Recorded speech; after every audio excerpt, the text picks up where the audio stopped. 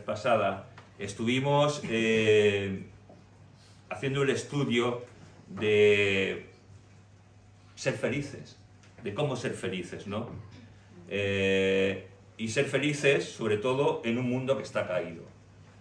Para ello, cogíamos el versículo de 1 Tesalonicenses, capítulo 5, versículos del 16 al 24, y estuvimos introduciendo el tema hace unos domingos atrás, y empezamos hablando acerca de lo que era el gozo de Dios, la alegría de ser hijos de Dios. Y hoy vamos a ver que para ser felices los hijos de Dios, no necesitamos nada más que al Señor. Pero sobre todo necesitamos algo que creo que a veces lo hacemos poco, sinceramente. Yo no sé si lo haces mucho. Si lo haces mucho, gloria a Dios, pero yo creo que lo hacemos poco porque nos cuesta. Y para ser felices en un mundo caído hay que orar. Para ello vamos a ir a la palabra de Dios, vamos a volver a recordar estos versículos de que hablábamos, de 1 Tesalonicenses capítulo 5, versículos del 16 al 24. Y dice: estad siempre gozosos, orad sin cesar, dad gracias en todo, porque esta es la voluntad de Dios para con vosotros en Cristo Jesús. No apaguéis al Espíritu, no menospreciéis las profecías, examinadlo todo, retened lo bueno. Absteneos de toda especie de mal, y el mismo Dios de paz os santifique por completo, y todo vuestro ser, espíritu, alma y cuerpo, sea guardado irreprensible para la venida de nuestro Señor Jesucristo.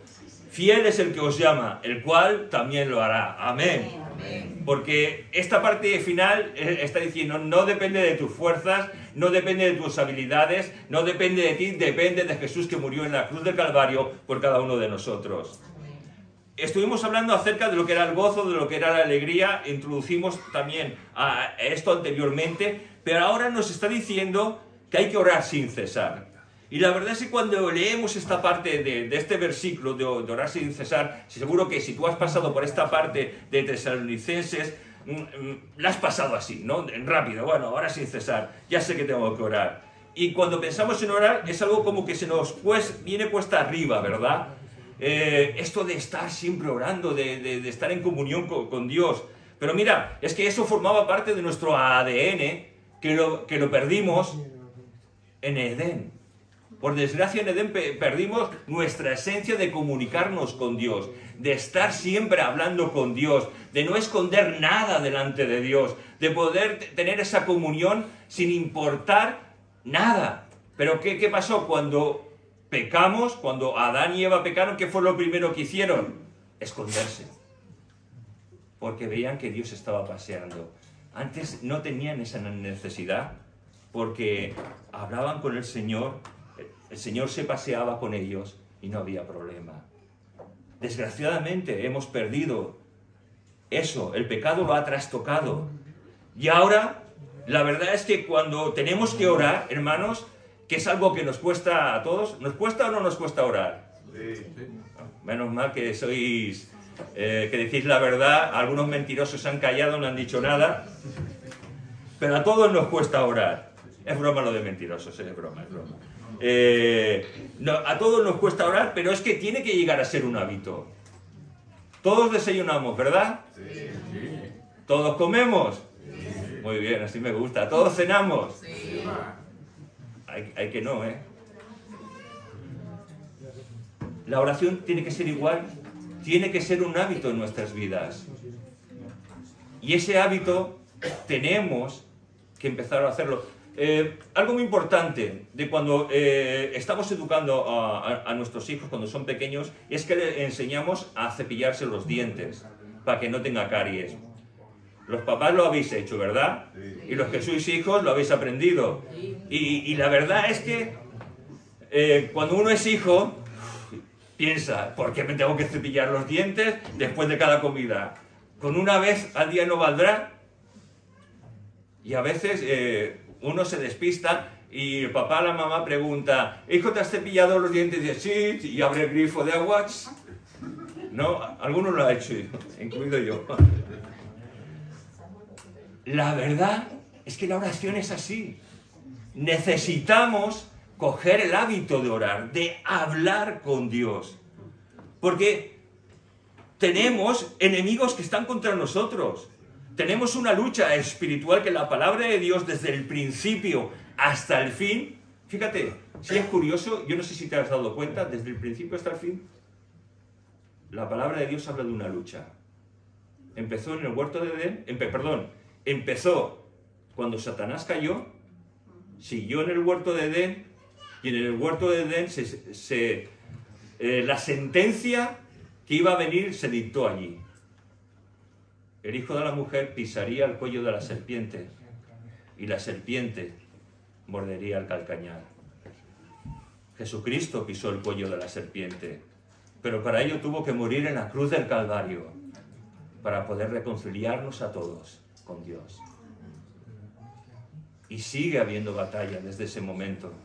Y seguirá habiendo batalla hasta el final de los tiempos en que ya comience la eternidad por siempre. Fijaos que en el milenio se le da autoridad al final a Satanás es atado y se le da plena libertad y hay como otra rebelión, ¿no? Pero es la última, ya no hay más. Y gloria a Dios, ¿verdad? Por ello. Y en nuestra vida no tan solo tenemos que orar, sino que también tenemos que leer la palabra de Dios. Es que nuestra mente necesita impregnarse de la palabra de Dios. Y podemos decir, sí, leer la palabra de Dios no me cuesta, pero orar sí me cuesta. Pero hermanos, es que la palabra de Dios sin la oración no sirve para nada. La oración sin la palabra de Dios no sirve para nada y eso lo vamos a ver. Fijaos que nuestro cerebro, cada día, tu cerebro, mi cerebro, tengamos más o menos neuronas, dice que procesamos 60.000 pensamientos diarios. Pensamientos que vienen, ya sean positivos, ya sean negativos. Pensamientos que intentan meterse ahí. La mayoría de esos pensamientos, psicológicamente, se dice que son absurdos, negativos y repetitivos. Y yo añadiría a esto, y también diabólicos. Porque el enemigo trabaja en nuestra mente. Pero ¿sabéis cuántos pensamientos llegamos a tener al año? 21.900.000 pensamientos. ¿Sabéis la barbaridad que es eso? De imágenes que vemos, de cosas que escuchamos. Eso es una barbaridad. Y leemos un capitulito al día de la palabra de Dios y oramos 5 minutos para bendecir los alimentos, para decir que somos muy espirituales. Hermanos, que estamos en una guerra en la cual el Hijo de Dios tiene que ser feliz, que ha perdido la capacidad de ser feliz. Y en esa capacidad de ser feliz, el Espíritu Santo nos está diciendo, es que tenéis que orar. Tenéis que orar, tenéis que comportaros como lo que sois. Fíjate, 2 Corintios capítulo 3, versículo 6. Dice, el cual, asimismo está hablando de Jesús, nos hizo ministros competentes de un nuevo pacto, no de la letra, sino del Espíritu. Y fíjate lo que dice, porque la letra mata, mas el Espíritu vivifica. Pero la combinación de ambos edifica aún más. Mi madre me decía, siempre antes de salir de casa, ella siempre solía recitar el Salmo 121, ¿no? Señor, proteja tu entrada y tu salida, desde ahora para siempre, etcétera, etcétera, etcétera. Todos lo sabemos, ¿no? Yo solo me sé eso. Pero ella siempre me decía, hijo, antes de salir de casa, recita. Y yo pensaba, mamá, es que eso es religión. Eso no... Y en cierta manera sí. Pero en cierta manera no. Porque el salir con tu mente lleno de la palabra de Dios va a bendecir nuestras vidas. Amén. Vamos a tener confianza a Dios. Y aunque yo pensaba, mi madre es un tanto supersticiosa, en el sentido de que muchos evangélicos somos un poco supersticiosos, la verdad. Tenemos las promesitas, que cogemos las promesitas. Uy, ¿qué me va? Yo recuerdo que íbamos a casa de una hermana muchas veces a orar, a cenar, y ella tenía una caja de promesitas que eran como unos pergaminos pequeñitos. Me encantaba, a mí me encantaba. Vamos a sacar una promesita, a ver lo que el Señor nos dice hoy. Y todos ahí contentos sacábamos una promesita. No hace falta sacar una promesa. Está la palabra de Dios. Está la palabra de Dios. Si la leemos, si la escudriñamos, si la atesoramos en nuestra vida, no nos hace falta sacar una promesita. Que puede estar muy bien, pero también puede ser una superstición, ¿no? Es como aquella vez que os conté que vamos a ver lo que el Señor nos dice. Pones el dedo y dice, Judas fue y se ahorcó. Señor, ¿te has equivocado? Eso no va conmigo. Y pones otra vez el dedo en la Biblia y te dice, lo que tengas que hacer, hazlo y hazlo pronto. Por favor. No. Leamos la palabra de Dios. Tengamos oración con el Señor. Porque es tan necesario conocer las verdades de Dios. Pero al mismo tiempo es tan necesario comunicarnos con el Señor, que es orar. Porque eso nos prepara día a día en las cosas que nos van a acontecer. Mira, cuando tú y yo nos despertamos no sabemos qué es lo que va a pasar en el día. Yo últimamente pienso en Chaito, ¿no? Que, no sé, tuvimos mucha amistad en su tiempo, pero salió de su casa y ya no volvió. Y así estamos expuestos tú y yo. Salimos de casa y no sabemos si vamos a volver. Nos vamos a trabajar y no sabemos si vamos a volver. Nos vamos de cena y no sabemos si vamos a volver. Nos vamos de vacaciones y no sabemos si es nuestro día y nuestra hora. No lo sabemos. Por eso tenemos que tener la palabra de Dios metida en nuestro corazón y en nuestra mente. Por eso tenemos que hablar con nuestro Dios y con nuestro Padre. Tenemos que hablar diariamente con Él. Porque si tenemos esa relación con el Padre, si tenemos esa comunicación con la palabra de Dios, pase lo que nos pase, lo vamos a soportar mucho mejor. Dificultades, problemas, enfermedades, lo vamos a soportar mejor. Porque nuestra confianza no estará en mí, ni en mi fuerza, ni en mi familia, ni en mi dinero. ¿Sabéis? Todo eso no sirve para nada. Sinceramente, perdonarme y disculparme no sirve para nada. Lo que sirve es tener una plena confianza en Cristo Jesús. Es tener confianza en lo que la palabra de Dios y sus promesas son para cada uno de nosotros. Y la verdad es que el enemigo, que no vemos, ¿verdad? Ni lo oímos muchas veces.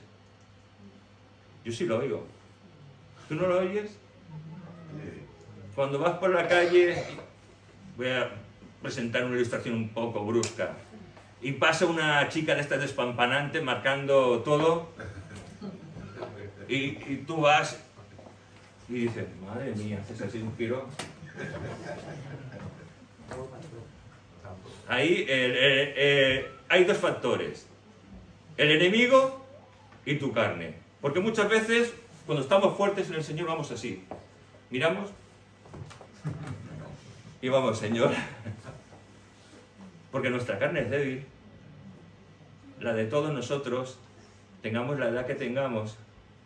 Y fíjate lo que dice la Biblia, que cada uno de nosotros somos seducidos por nuestras propias concupiscencias.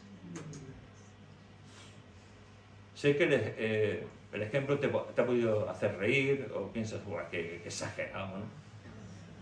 Pero hay tantas concupiscencias en tu corazón y en tu mente. No, yo llevo 100 años en los caminos del Señor. Me falta 2 telediarios para irme con Él. Pero sabes, en esos 2 telediarios, el enemigo va a utilizar todo lo que él tiene y tu carne para seducirte y para que a lo mejor, aun empezando bien la carrera, la acabes siendo descalificado delante de Dios. Y la verdad es que la salvación no la vamos a perder, pero podemos llegar a ser descalificados delante de Dios. Por eso necesitamos orar sin cesar. ¿Quién es el Dios de este mundo? Sin miedo. No he entendido nada. El diablo. Lo tenemos claro que es el diablo, ¿verdad? Menos mal. Porque Algunos piensan que el Dios de este mundo es el Señor. El Señor es el Dios de todo. Pero al enemigo se le ha concedido que sea el Dios de este mundo. Fíjate, 2 de Corintios, capítulo 4, versículo 4, dice: en los cuales el Dios de este siglo cesó el entendimiento de los incrédulos, para que no les resplandezca la luz del Evangelio de la gloria del Cristo, el cual es la imagen de Dios. No sé si habéis entendido esto, pero os lo voy a explicar. El Dios de este siglo ciega el entendimiento de los incrédulos, para que no lleguen a creer. Si Satanás puede llegar a hacer esto, ¿qué es lo que no va a poder hacer con los hijos de Dios? Por eso tenemos que orar sin cesar. Por eso necesitamos la palabra de Dios. Y te quiero decir que aunque Satanás ciegue el entendimiento de los incrédulos, cuando el Espíritu Santo llama a uno de sus escogidos, no hay nada que pueda resistir al Espíritu Santo. No hay nada. Primera de Juan, capítulo 5, versículo 19. Sabemos que somos de Dios. Amén. Y el mundo entero está bajo el maligno. Fíjate, la frase Dios de este mundo, Dios de este siglo, está queriendo... la verdad es que cuando tú te vas al hebreo o te vas al griego, es mucho más profundo estos idiomas y quieren dar una connotación mucho mayor. Fíjate, porque lo que quiere decir es la gran influencia que el enemigo tiene sobre todas las cosas, sobre los ideales, sobre las opiniones, sobre las metas, sobre las esperanzas, sobre los puntos de vista que van contra la santidad en nuestras vidas. Su influencia, la influencia del enemigo abarca la política, la filosofía, la educación, el comercio. El enemigo trabaja especulando en nuestro cerebro pensamientos, ideas, para que vayamos y nos apartemos de la voluntad de Dios en nuestras vidas. Y tenemos un gran frente abierto y seguimos sin darnos cuenta. Necesitamos orar. Necesitamos leer la palabra de Dios. Necesitamos ayunar. Porque estamos en tiempos peligrosos. Porque más que nunca, la institución que Dios creó, que es la familia, el enemigo está contra ella, favoreciendo el aborto, favoreciendo que haya separaciones, favoreciendo que un hijo nuestro no sepa lo que es, si es hombre o si es mujer. Más que nunca tenemos que estar más cerca de Dios. En nosotros está un frente abierto que es contra nuestra misma carne, que creo que es peor que el enemigo. Muchas veces decimos, es que he sido tentado por el enemigo. Yo te diría, has sido tentado por tu carne, porque a tu carne y a mi carne le va la marcha. Le gusta lo prohibido. Va contra las cosas de Dios. Por eso necesitamos orar.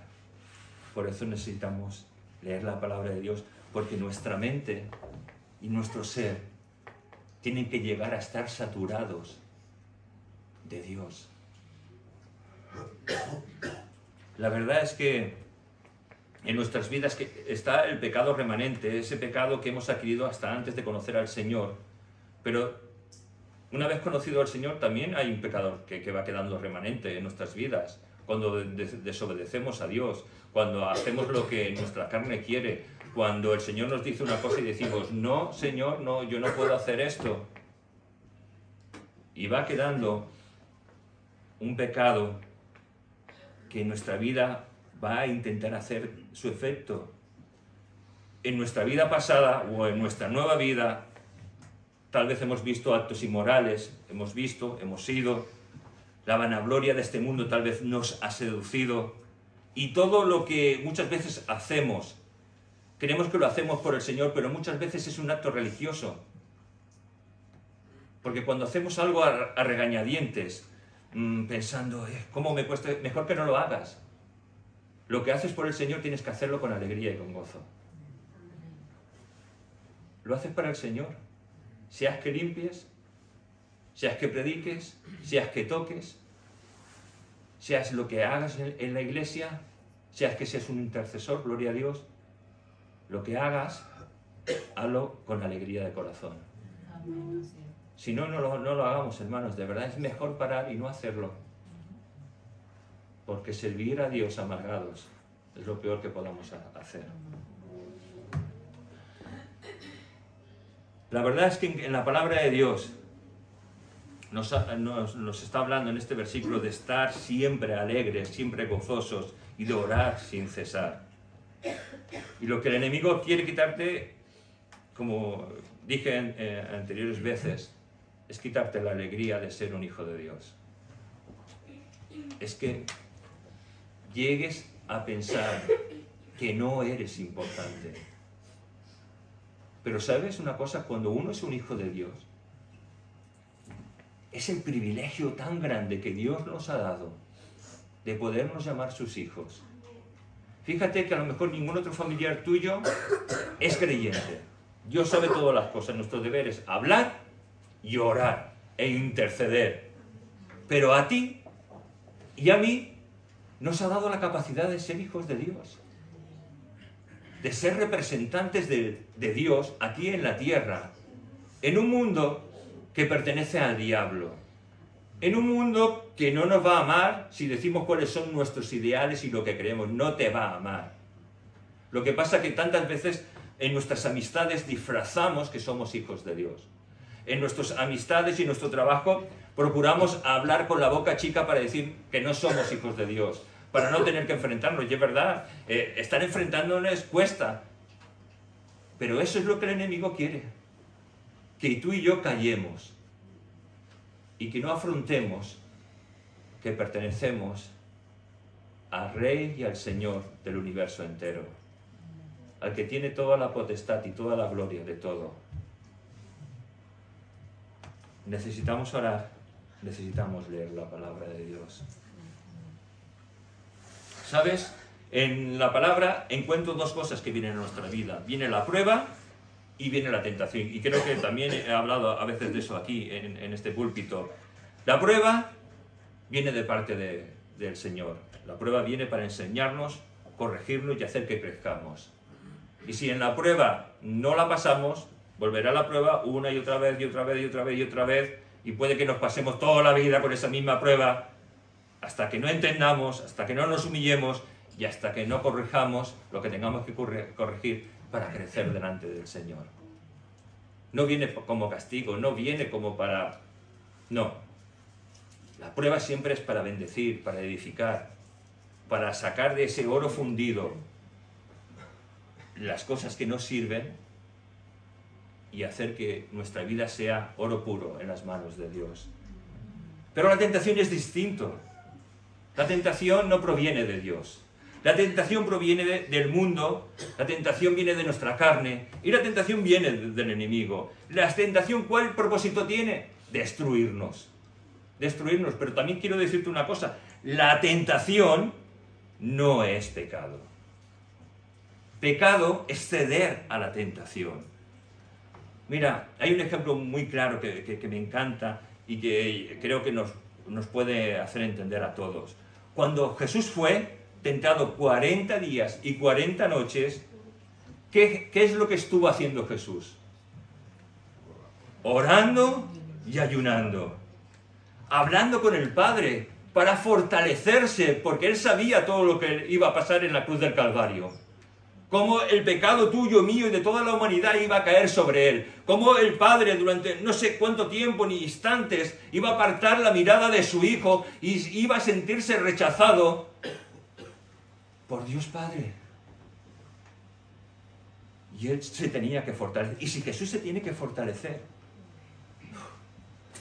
¿tú y yo no nos tenemos que fortalecer? Mira, el enemigo siempre nos va a atacar. Sobre todo cuando ocurren dos cosas. Cuando estamos fuertes en el Señor, cuando tenemos grandes victorias, el enemigo va a intentar hacer que esa victoria se convierta en un fracaso en un futuro. O cuando estamos débiles, para destruirnos. Fíjate lo que hizo Satanás a Jesús. Lucas capítulo 4, versículo del 1 al 6. Jesús, lleno del Espíritu Santo, volvió al Jordán y fue llevado por el Espíritu al desierto por 40 días y era tentado por el diablo. Otra cosa que quiero destacar, que para un momento y quiero destacar, es que nosotros pensamos que Jesús fue tentado solo en los momentos claves de que este pan se convierta en piedras, etcétera, el pináculo del templo, etcétera, etcétera. Pero no se nos dice eso. Dice que era tentado por el diablo, 40 días tentado. Fíjate la comunión que debes tener con el Padre. Hermanos, cuando tú y yo somos tentados, si no estamos fuertes en el Señor, ¿cuánto tiempo duramos? ¿20 segundos? No comió nada en aquellos días, dice, pasados los cuales tuvo hambre. Pasados esos 40 días Jesús tuvo hambre. Entonces, fíjate, 40 días de victoria, de ayuno y oración, de victoria, teniendo comunión con el Padre. Y fíjate, en ese momento, dice la Escritura, entonces el diablo le dijo, si eres hijo de Dios, di a estas piedras que se conviertan en pan.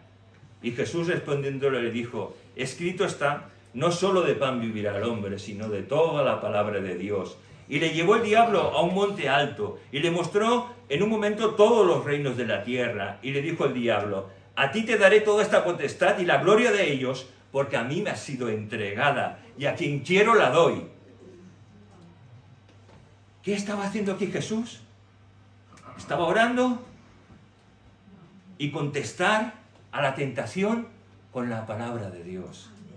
Con la palabra de Dios. Y vemos la gran importancia de lo que es orar sin cesar y de llenarnos de la palabra de Dios. Cuando tú y yo somos tentados por Satanás mismo, o por sus esbirros, o por el mundo, o por nuestra propia carne, necesitamos que la palabra de Dios sea viva y eficaz en nuestras vidas.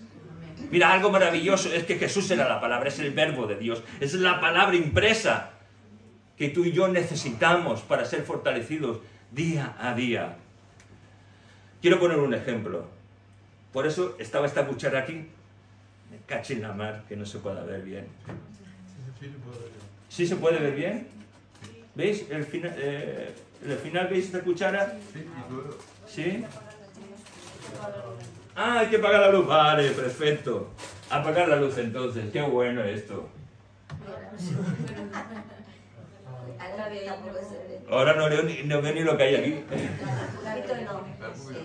Ahora, gracias. Cuando tú y yo, decía, somos tentados, el enemigo utiliza cualquier cosa.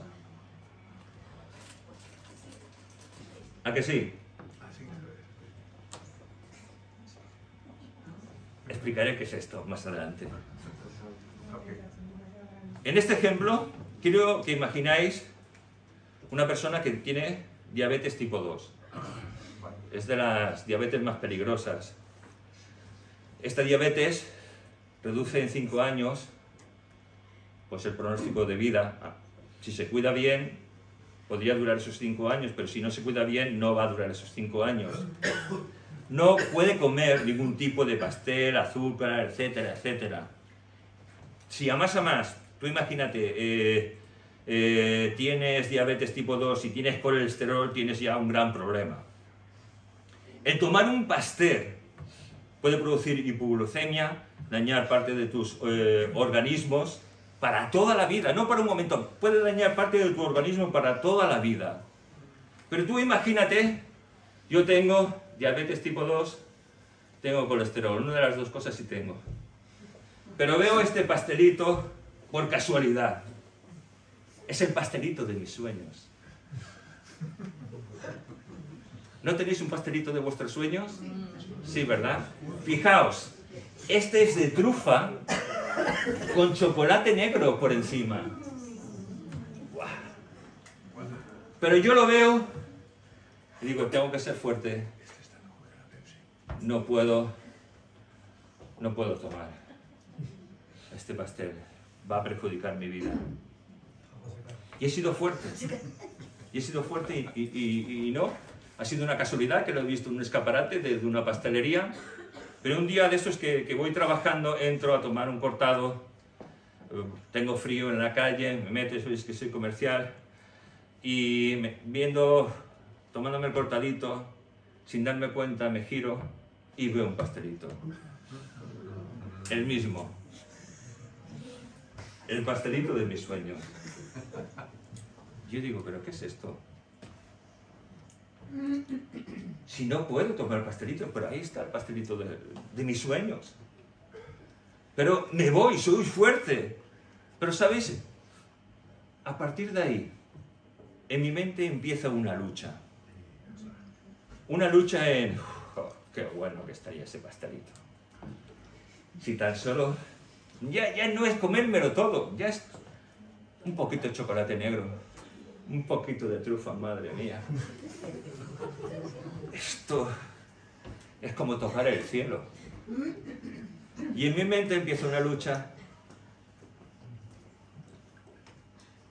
Y recuerdo, a lo mejor, de cuando yo comí un pastelito así, empiezo a recordar la textura, el olor, el sabor.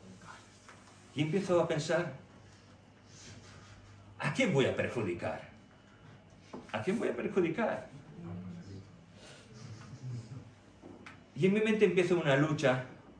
Y cuando en mi mente empieza una lucha pensando, ¿a quién voy a perjudicar? A pensar lo bueno que está el pastelito, caray. Empieza una lucha. Y mi mente se empieza a repetir y a repetir, no es malo, no es malo, no es malo, no es malo. Vas a comer un poquito. No va a pasar nada. Y hacemos esto. Vamos, lo vemos y lo deseamos. Y decimos, vamos a probar un poquito. Con permiso, voy a probar un poquito.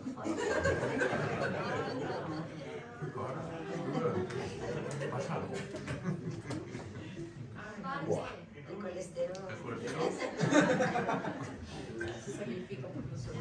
Y decimos, está increíble, no sabéis lo que os estáis perdiendo.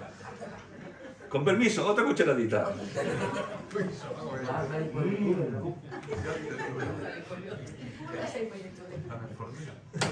Estoy constipado, no puedo darlo. Con permiso, ¿eh?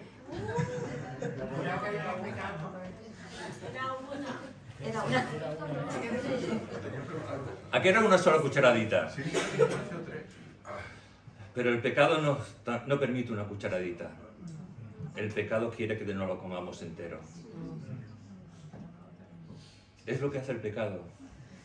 No viene disfrazado de algo que no nos va a gustar, de algo brusco. No viene Satanás con cuernos y tridentes, no. Nos dice la Biblia que se disfraza de ángel de luz. Y fíjate que cuando pecamos, el pecado se elabora siempre en nuestra mente por pequeñas casualidades que el enemigo aprovecha para que tú y yo caigamos. Para destrozar nuestra vida, para destrozar nuestro hogar, para destrozar nuestra iglesia. Pero eso no lo podemos permitir. Ya podéis encender las luces, o si queréis estar así, perfecto. Y sabéis, el pecado, aunque pensemos que solo me trae a mí consecuencias, no es verdad. El pecado trae consecuencias a toda mi vida. No es un momento determinado. Diabetes tipo 2, pues podemos tener una hipoglucemia, podemos tener una obstrucción en las vías coronarias, produciendo a llegar a un infarto. Cuando cedemos al pecado, estamos destrozando nuestro ser, hermanos. Y no tenemos lucha contra carne ni sangre. La tenemos contra un enemigo que sabe mucho más que tú y que yo. Un enemigo que es muy listo, un enemigo muy sutil, que aprovechan nuestra carne, nuestros sentimientos y nuestros pensamientos para destruirnos. Por eso necesitamos orar sin cesar y leer la palabra de Dios. Fíjate, una de las cosas que me han llamado mucho la atención, no sé si os acordáis de la parábola de la cizaña y el trigo. Sí, ¿verdad? Ese sembrador que siembra siembra trigo, y el enemigo viene y ¿qué es lo que hace? Sembrar cizaña.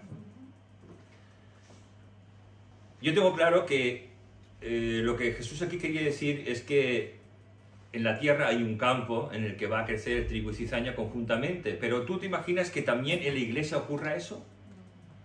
¿Que dentro de la iglesia haya trigo y cizaña? Lo que decía Jesús es que hay que dejarlo crecer, no se puede separar. Trigo y cizaña. ¿Podemos tener trigo y cizaña dentro de la iglesia? Pues sinceramente creo que sí. Lo que tenemos que mirar es qué es lo que somos nosotros. Si somos trigo o somos cizañas. Y fíjate lo que dice la palabra de Dios. Hasta el día de la cosecha no se sabrá.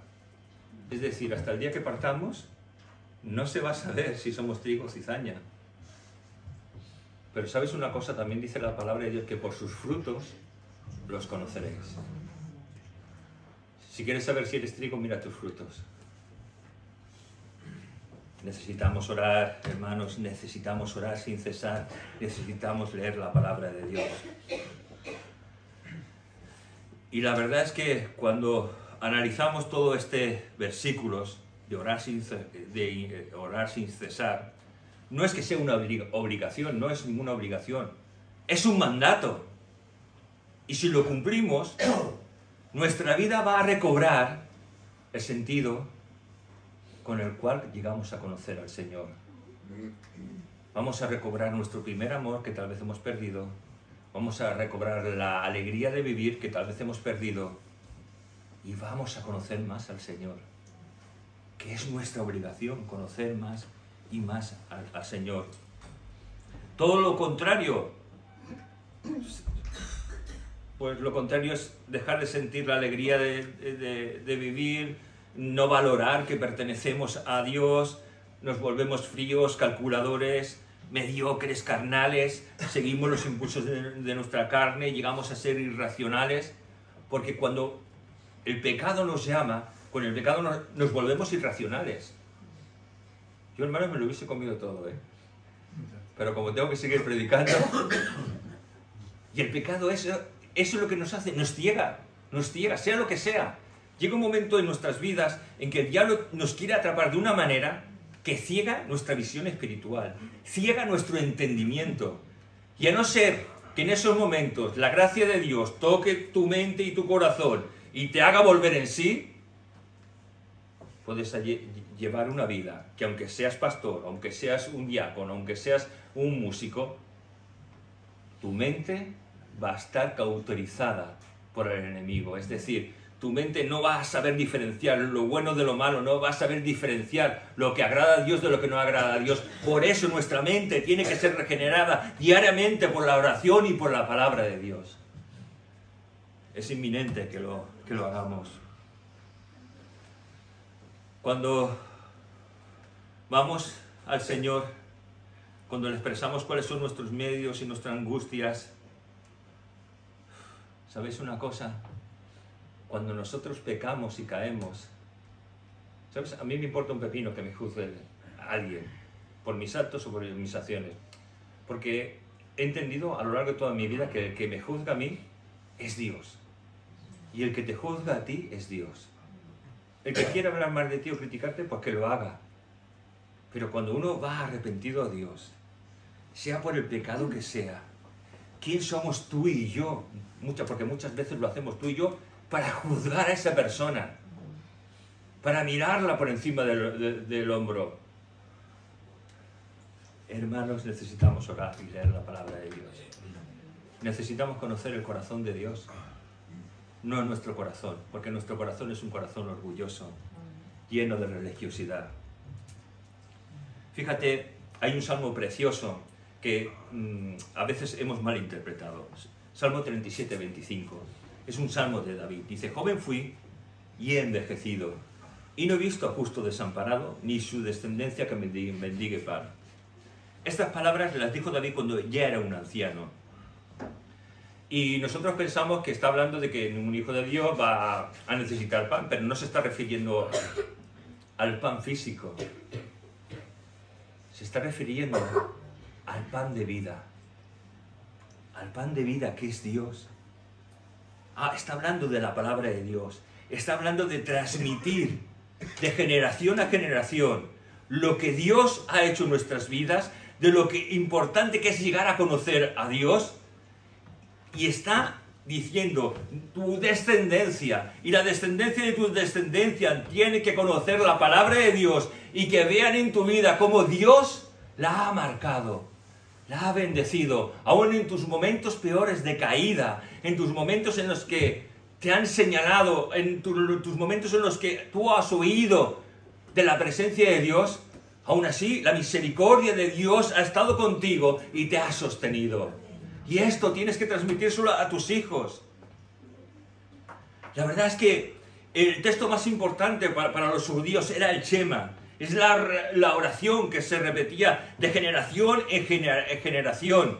Que dice, oye Israel, el Señor nuestro Dios, el Señor uno es. Y amarás al Señor tu Dios de todo tu corazón y de toda tu alma y con todas tus fuerzas. Y estas palabras que yo te mando hoy estarán en tu corazón y las repetirás a tus hijos y hablando de ellas en tu casa y andando por el camino y al acostarte y cuando te levantes. La palabra de Dios. ¿Sabes lo que significa Shema? Significa escucha. Pon atención. Escucha. Escucha la palabra de Dios. Escúchala. Pon atención a lo que Dios te quiere decir. Mira, cuando David peca con Betsabé, se ve muy claramente que pierde el gozo de la salvación. Y cuando uno pierde el gozo de la salvación, deja de tener ganas de vivir, se siente seco, se siente vacío, nada satisface. Y lo único que quieres es volver a sentir la presencia de Dios en tu corazón.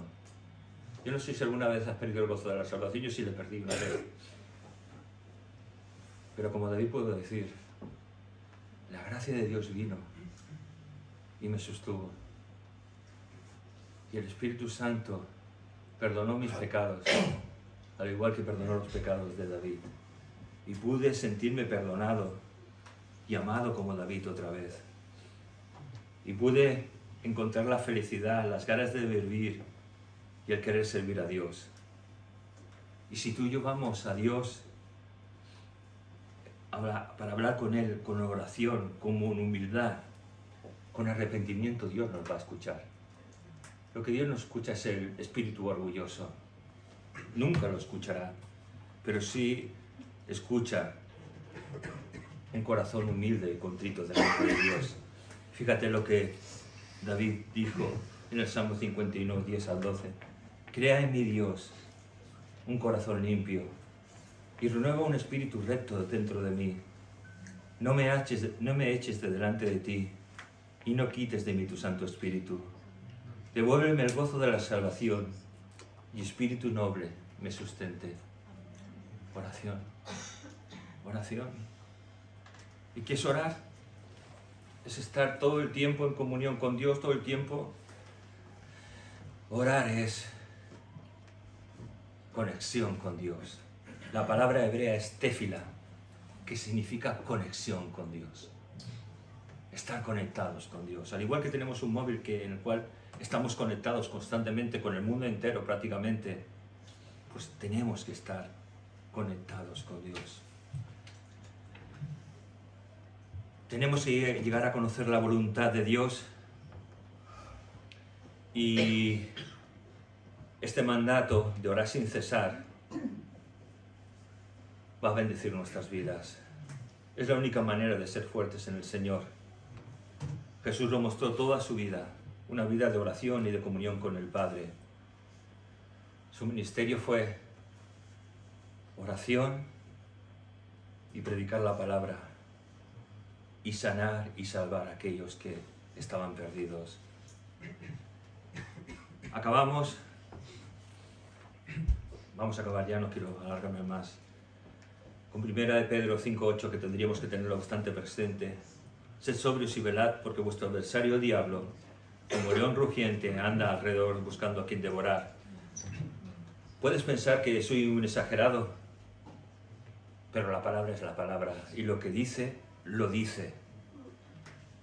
Necesitamos orar, porque si no va a venir la tentación de parte de nuestra carne, de parte del mundo o de parte del diablo. Fíjate lo que dijo Jesús antes de ser crucificado. Velad y orad, para que no entréis en tentación. El espíritu, la verdad, está dispuesto, pero la carne es débil.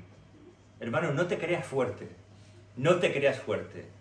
Tengas el ministerio que tengas, tenga la experiencia que tengas, tenga los años que tengas. No te creas fuerte porque nuestra carne es débil.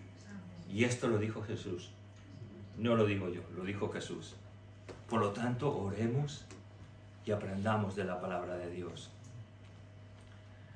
Fíjate, Jesús se fue otra vez y oró por segunda vez diciendo: Padre mío, si no puedes pasar de mí esta copa sin que yo la beba, hágase tu voluntad. Y vino a buscar a aquellos con los cuales había ido a orar y los halló durmiendo y cargados de sueño. Y así estamos muchos de nosotros, durmiendo y cargados de sueño. Quiero acabar con un texto, unas palabras que dijo C.S. Lewis.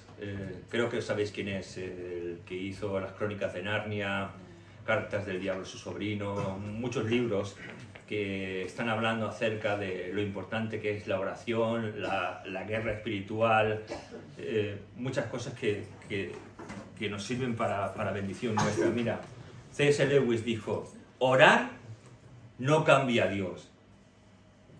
Porque muchas veces nosotros pensamos que nuestras oraciones cambian a Dios.